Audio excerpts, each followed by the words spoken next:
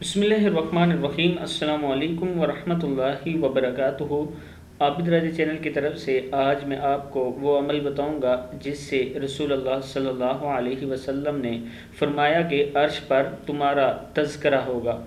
तो आज ये अमल मैं आप लोगों को सिखा रहा हूँ। उससे पहले मैं अपने तमाम दोस्तों से गुजारिश करूँगा कि चैनल को सब्सक्राइब करें, बेल आइकन पर क्लिक करें ताकि डेली वीडियो आप लोगों तक पहुँच सके। तो स्टार्ट करते हैं आज का लेसन। बिस्मिल्लाहिर्रहमानिर्रहीम।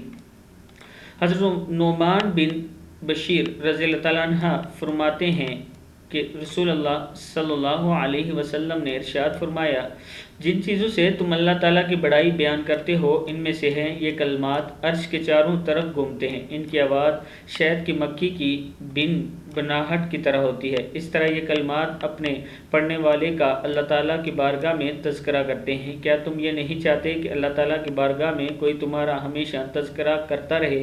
इब्न माजा 3809 हदीस है ये। तो हज़रत नुमान बिन बशीर रज़ियल्लाहु ताला अन्हुमा रवायत करते हैं इस हदीस को। तो सुन लें कि पढ़ना क्या है। आपने पढ़ना है सुब्हानल्लाहि ला इलाहा इल्लल्लाहु अल्हम्दुलिल्लाह, सुब्हानल्लाहि ला इलाहा इल्लल्लाहु अल्हम्दुलिल्लाह।